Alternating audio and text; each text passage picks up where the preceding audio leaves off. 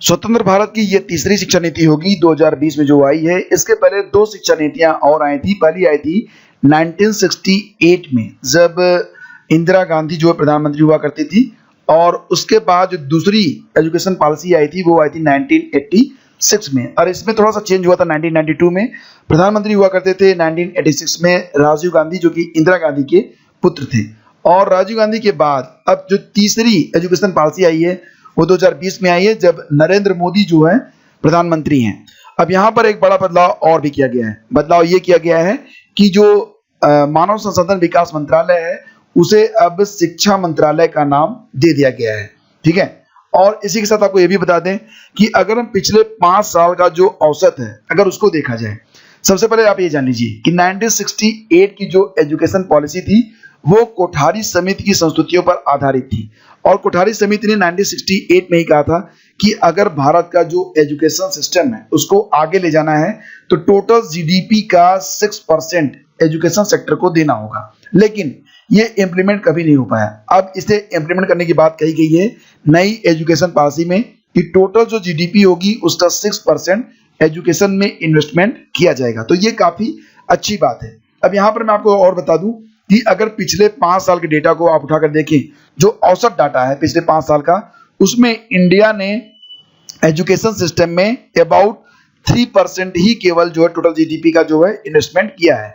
जबकि अगर हम अपने पड़ोसी भूटान के बारे में बात करें तो भूटान लगभग 7.5% तक इन्वेस्टमेंट करता है अपनी टोटल जीडीपी का शिक्षा में। और इसके अलावा जिम्बाब्वे हो गया या स्वीडन हो गया, ये लोग 7% पे हैं। दुनिया की सबसे अच्छी एजुकेशन पॉलिसी मानी जाती है फिनलैंड की, और फिनलैंड जो है वो अपनी टोटल जीडीपी का 7% जो है इन्वेस्टमेंट करता है शिक्षा में।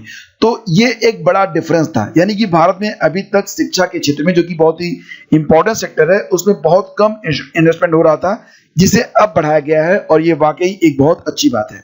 आप लोगों में से कई सारे लोगों ने एक सवाल किया था कि जो शिक्षक भर्ती होगी नई शिक्षा नीति के अंतर्गत, जो शिक्षकों की शिक्षा होगी, ट्रेनिंग होगी, वो किस प्रकार से होगी। तो बेसिकली कुल 650 पेजेस में से मैं जो इंपॉर्टेंट पॉइंट्स हैं शिक्षक भर्ती से संबंधित उसके बारे में चर्चा करूंगा इस वीडियो में। इसके पहले एक वीडियो मैं नई शिक्षा नीति पर अपलोड कर चुका हूं, लिंक मिल जाएगा आपको वीडियो के डिस्क्रिप्शन में, जिसमें मैंने आपको बताया था कि नई एजुकेशन पॉलिसी की जो हाईलाइट्स हैं वो क्या हैं, जिसे आपको पता होना चाहिए। एग्जाम्स के लिए भी ये पॉइंट्स इंपॉर्टेंट हैं। अब सबसे पहले आपको बता दें कि जो नई एजुकेशन पॉलिसी का ड्राफ्ट है उसमें लिखा गया है कि ऐसे कुछ ही संस्थान हैं जो स्पष्ट रूप से इस बात को लेकर लक्षित हैं कि वो उत्कृष्ट प्रदर्शन करने वाले शिक्षकों जिनमें शिक्षण के गुण उत्कृष्ट हों उनको नियुक्त करेंगे। यानी कि बात यहाँ पर यह की जा रही है कि शिक्षक भर्ती प्रक्रिया में कोई भी साक्षात्कार वर्तमान में नहीं होता, ना ही कक्षा में शिक्षण कार्यों का प्रदर्शन जांचा जाता है कि शिक्षक किस प्रकार से शिक्षण कार्य करेगा, ना उसका इंटरव्यू होता है। तो इससे जो है उसके शिक्षक के बारे में कुछ विशेष रूप से व्यक्तिगत पता नहीं चलता है। बहुत सारे लोग टीटी क्वालिफाई करके आते हैं, लेकिन टीटी क्वालिफाई करना भी इस बात का प्रमाण नहीं होता है कि जो व्यक्ति टीटी क्वालिफाई करके आया है वो एक अच्छा शिक्षक साबित होगा। और दूसरी बात, आज के समय में शिक्षक शिक्षा यानी कि जो एजुकेशन ऑफ टीचर है वो गंभीर रूप से पिछड़ी है। हमारे देश में 17,000 शिक्षक शिक्षा संस्थान हैं, उनमें लगभग 92% प्राइवेट हैं। और ये जो प्राइवेट इंस्टीट्यूट हैं इसके बारे में कहा गया कि ये सिर्फ व्यवसायिक दुकानों की तरह हैं। यहाँ पर क्वालिटी को बिल्कुल भी मेंटेन नहीं किया जाता, न्यूनतम पाठ्यक्रम और कार्यक्रम जरूरतों को भी पूरा नहीं किया जाता, सिर्फ डिग्रियों की खरीद फरोख्त होती है। और हवाला दिया गया है कि ये बात कही गई है जेएस वर्मा कमीशन 2012 की रिपोर्ट में। तीसरी बात कि शिक्षकों के पदस्थापन में बहुत सारी गंभीर मतलब उनके ट्रांसफर से संबंधित जो दिक्कतें आती हैं उसके बारे में बात कही गई है। ये भी कहा गया कि वर्तमान में पूरे देश में 10 लाख तक जो शिक्षकों के पद हैं वो रिक्त हैं। और यहाँ पर बहुत से स्कूलों की ये गंभीर समस्या है, उनके पास ऐसे शिक्षक ही नहीं है जिनकी पाठ्यक्रम के मुख्य विषयों में विशेषज्ञता हो। यानी कि हिंदी का टीचर है वो गणित पढ़ाता है, विज्ञान का शिक्षक है वो इतिहास पढ़ाता है। तो ये एक ऐसी समस्या है जिसमें संतुलन खोजना एक बहुत ही महत्वपूर्ण बिंदु हो सकता है। और सबसे बड़ी बात ये कि यहाँ पर जो शिक्षक होते हैं उनका ट्रांसफर जब हो जाता है तो जो बीच में ट्रांसफर होने पर क्या होता है कि जो मुख्य रूप से जुड़े रहते हैं स्टूडेंट्स, उनको नए शिक्षक और फिर एक समायोजन की समस्या उत्पन्न हो जाती है। इसलिए कोशिश ये की जाएगी कि अब आगे चलकर जो ट्रांसफर्स हैं वो कम से कम हो। हालांकि आपने देखा होगा कि कक्षा 5 तक की जो शिक्षा होगी उसमें बात कही गई है कि ये मदर टंग में दी जाएगी, और जो नई शिक्षा प्रणाली है उसको जो है अब 10+2 का जो पैटर्न था उसे समाप्त कर दिया गया है। अब जो नया पैटर्न है वो 5+3+3+3 पर आधारित होगा। ठीक है, तो 5+3 पर ये होगा 5+3+3+4, यानी कि शुरुआती जो 5 साल होंगे 0 से लेकर 2 तक, ये 5 साल, फिर 3, 4 और 5 ये हो गया सेकेंड 3, फिर 6, 7 और 8 क्लास ये हो गया सेकेंड 3, और उसके बाद 4 साल हाई स्कूल और इंटरमीडिएट के बारे में यहाँ पर बात कही जा रही है। ठीक है, तो ये नया पैटर्न अब फॉलो किया जाएगा। और इसी के साथ नियुक्ति और पदस्थापन के बारे में जो मुख्य बात कही गई वो ये कही गई कि अब से देश भर में जो बीएड होगा वो 4 साल का करवाया जाएगा।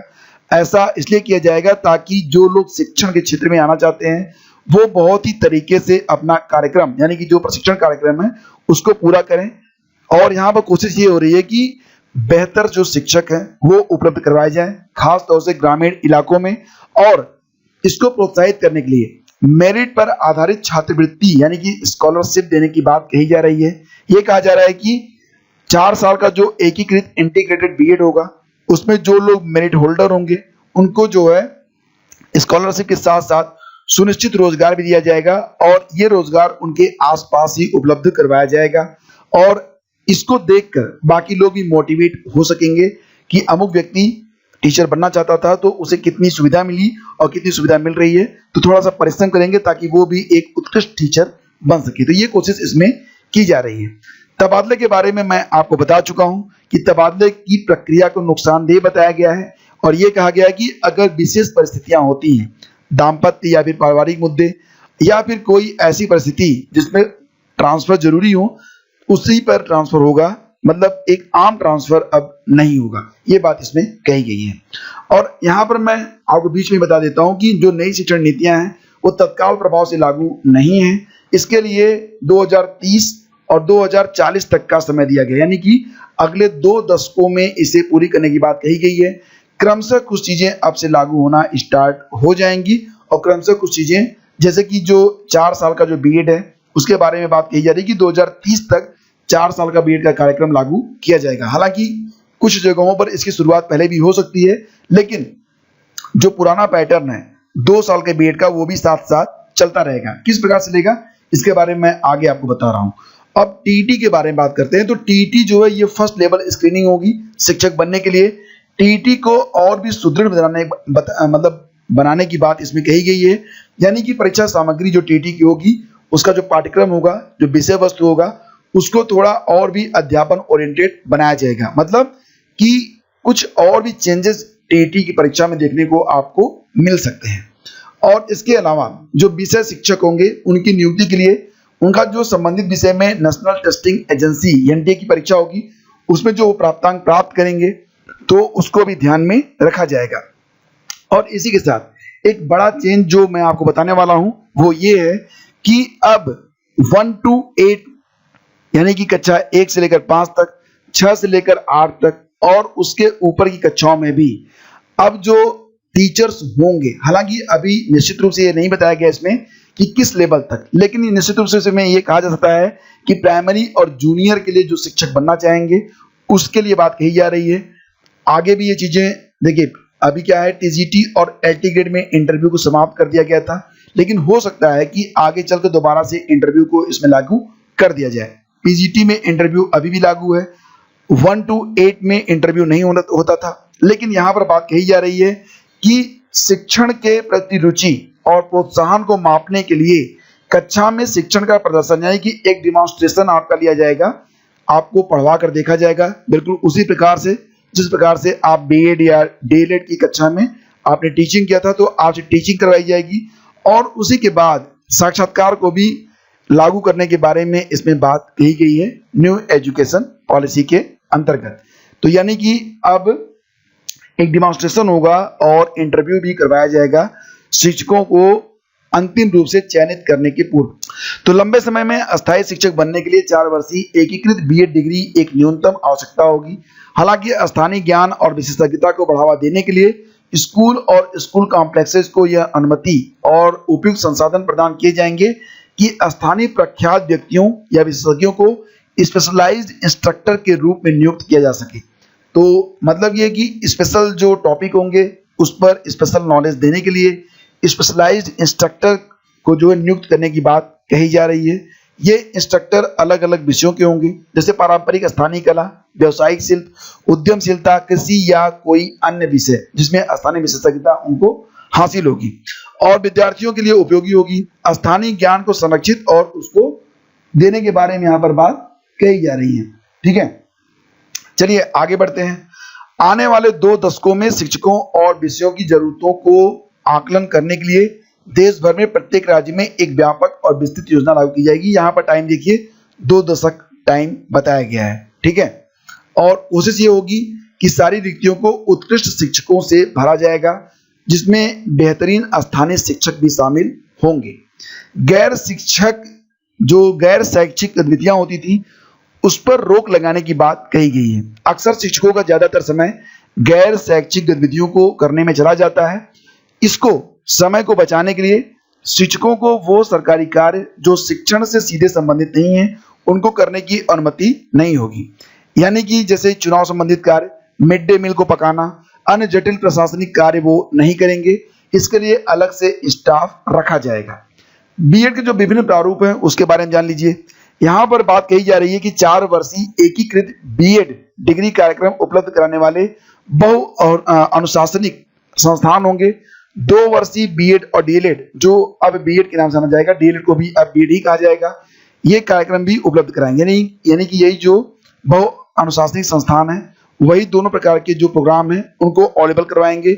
2 वर्षीय बीएड कार्यक्रम उन लोगों के लिए उपलब्ध होगा जिनके पास किसी खास विषय में स्नातक की डिग्री होगी।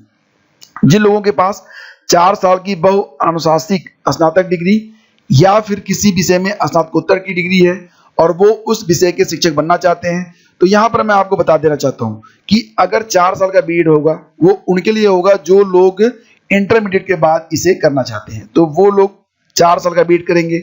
जो लोग ग्रेजुएशन, यानी कि अब यहाँ पर ग्रेजुएशन भी 2 तरीके का होगा। एक ग्रेजुएशन होगा 3 साल का, तो अगर ग्रेजुएशन करने के बाद कोई बीएड करता है तो उसे 2 साल का बीएड करना होगा। अगर किसी ने ग्रेजुएशन किया है 4 वर्षों का और वो पीजी भी है, 1 साल उसने पीजी भी किया है, तो वो 1 साल का बीएड कर सकेगा। ये 3 प्रकार के बीएड कार्यक्रम उपलब्ध होंगे, लेकिन अभी इनको जो है मैं पहले से बता चुका हूं कि ये चीजें धीरे धीरे अस्तित्व में लाई जाएंगी। ठीक है, उत्कृष्ट जो विद्यार्थियों को शिक्षण पेशे में प्रवेश करने को प्रोत्साहित करने के लिए मेरिट आधारित छात्रवृत्ति मिलेगी। 4 साल का जो बीएड एकीकृत पाठ्यक्रम होगा उसमें जो मेरिट होल्डर होंगे उनको जो है छात्रवृत्ति भी प्रदान की जाएगी। ऑलरेडी इसके बारे में आपको बता चुका हूं। अब शिक्षक नियुक्ति प्रक्रियाओं के बारे में बात करें तो जो टीईटी होगी ये फर्स्ट लेवल की स्क्रीनिंग होगी। वर्तमान में मौजूद जो टीईटी है उसको बेहतर और सुदृढ़ बनाने के बारे में बात कही जा रही है, जिससे अभिलाषी शिक्षकों की क्षमता और ज्ञान का अधिक सार्थक परीक्षण सुनिश्चित हो सकेगा। स्कूल शिक्षा के सभी स्तरों जैसे कि बुनियादी शिक्षा 1 to 5, प्राथमिक, ठीक है, उच्च प्राथमिक और माध्यमिक को शामिल करते हुए टीईटी को विस्तृत किया जाएगा। तो इसके अतिरिक्त अब विषय शिक्षकों की भर्ती प्रक्रिया में उनके संबंधित विषय में प्राप्त एनटीए शिक्षकों, यानी कि एनटीए का जो एग्जाम होगा उसके अंकों को भी शामिल किया जाएगा। तो इसको ऐसे समझिए आप कि टीईटी की परीक्षा भी होगी, लेकिन अगर किसी खास विषय में हिंदी हो गई, अंग्रेजी हो गया, उर्दू हो गया, संस्कृत हो गया, इसमें अगर आप भाषा शिक्षक बनना चाहते हैं तो एनटीए के द्वारा एक परीक्षा होगी, उसको भी पास आउट आपको करना होगा। ठीक है, प्राइवेट स्कूलों के शिक्षकों के लिए टीईटीज और एनटीए की परीक्षा को पास करना जल्द से जल्द अनिवार्य किया जाएगा, यानी कि प्राइवेट स्कूलों में भी टीईटी को अनिवार्य कर दिया जाएगा। और इसके अलावा मैं आपको बता चुका हूं कि जो शिक्षकों की भर्ती होगी उसमें अब कक्षा प्रदर्शन और इंटरव्यू की बात कही जा रही है। लिखित परीक्षाओं से शिक्षक की स्थानीय भाषा पर पकड़, शिक्षण के प्रति जोश और उत्साह को नहीं आंका जा सकता, जो कि एक उत्कृष्ट शिक्षक के गुणों में शामिल है। इसके लिए इच्छुक शिक्षकों के लिए दूसरे चरण की स्क्रीनिंग, जिसको चयन प्रक्रिया के अंतर्गत रखा जाएगा, इसमें साक्षात्कार होगा और 5-7 मिनट तक कक्षा में पढ़ाने का प्रदर्शन शामिल किया जाएगा। तो ये चीजें होंगी। और दूसरे चरण की जो स्क्रीनिंग होगी यानी चयन प्रक्रिया को स्थानीय बीआरसी में करा जाएगा। अगर ये संभव नहीं है तो टेलीफोन के माध्यम से साक्षात्कार होगा, इंटरव्यू होगा और शिक्षण प्रदर्शन का वीडियो इलेक्ट्रॉनिक माध्यम से भेजा जा सकता है। यानी कि ये चीजें होंगी, चाहे तो कक्षा में करवाई जाएंगी या फिर ऑनलाइन होंगी, लेकिन दोनों चीजें शामिल होंगी, कक्षा प्रदर्शन और इंटरव्यू। यानी कि कक्षा में आप कैसे पढ़ाते हैं ये भी वीडियो बना के आपको देना होगा या वहां पर दिखाना होगा, और आपका जो इंटरव्यू होगा वो हो सकता है कि फोन पर हो या फिर आमने सामने हो। पैरा टीचर्स की प्रैक्टिस को खत्म करना। 2022 तक देश भर में पैरा टीचर्स, जिसको शिक्षा कर्मी, शिक्षा मित्र आदि व्यवस्था को बंद कर दिया जाएगा। इसका मतलब ये नहीं है कि वर्तमान में जो लोग अपॉइंटमेंट जिनको मिल चुका है, जो लोग काम कर रहे हैं, उनको बाहर नहीं किया जाएगा, लेकिन इस प्रकार की नई व्यवस्था अब लागू नहीं होगी। यानी कि इस प्रकार के शिक्षा कर्मियों को अब लागू नहीं किया जाएगा, उनकी भर्ती अब नहीं की जाएगी। तो जो लोग हैं बने हुए वो लोग बने रहेंगे, नए लोगों को इस आधार पर नहीं लाया जाएगा। अब कोशिश की जाएगी कि अगर शिक्षकों की कमी है तो डायरेक्ट शिक्षकों की ही भर्ती की जाएगी। और इसके अलावा जो गैर शैक्षणिक कार्य, जिसके बारे में मैं बता चुका हूं कि मिड डे मील, टीकाकरण, खरीदारी स्कूल के लिए, इसके लिए अलग से स्टाफ होगा, शिक्षकों को यह कार्य नहीं करना होगा। और इसके अलावा जिसके बारे में मैंने शुरू में आपको बताया था कि शिक्षकों की नियुक्ति के लिए एक टेन्योर ट्रैक सिस्टम की बात कही गई है न्यू एजुकेशन पॉलिसी में। तो सभी स्तर पर शिक्षकों को नियुक्त करने के एक टेन्योर ट्रैक सिस्टम को स्थापित किया जाएगा। इस टेन्योर ट्रैक सिस्टम में शिक्षकों को 3 वर्ष के प्रोबेशन या कार्यकाल पर रखा जाएगा और इसके बाद उनके कार्य प्रदर्शन के आधार पर उनका अस्थायीकरण किया जाएगा। अस्थायीकरण कार्यकाल का निर्णय कई कारकों पर निर्भर करेगा, जिसमें सहकर्मियों द्वारा समीक्षा, कार्य समर्पण और कक्षा कक्ष मूल्यांकन भी शामिल है। इसके समीक्षा का ढांचा यह सीआईटी द्वारा बनाया जाएगा। यह सिर्फ कथांत वृत्तांत पर आधारित नहीं होना चाहिए, बल्कि इसमें दीर्घकालिक कार्यों का तथ्यों सहित मूल्यांकन और आकलन शामिल होना चाहिए। इस मूल्यांकन के बहुस्रोत होने चाहिए, सहकर्मियों द्वारा समीक्षा, निरीक्षक और अभिभावक द्वारा समीक्षा और काम का वास्तविक प्रमाण इसमें शामिल होना चाहिए। यह व्यवस्था पेशेवर रूप से न्यायपूर्ण और निष्पक्ष करने की बात यहाँ पर कही जा रही है।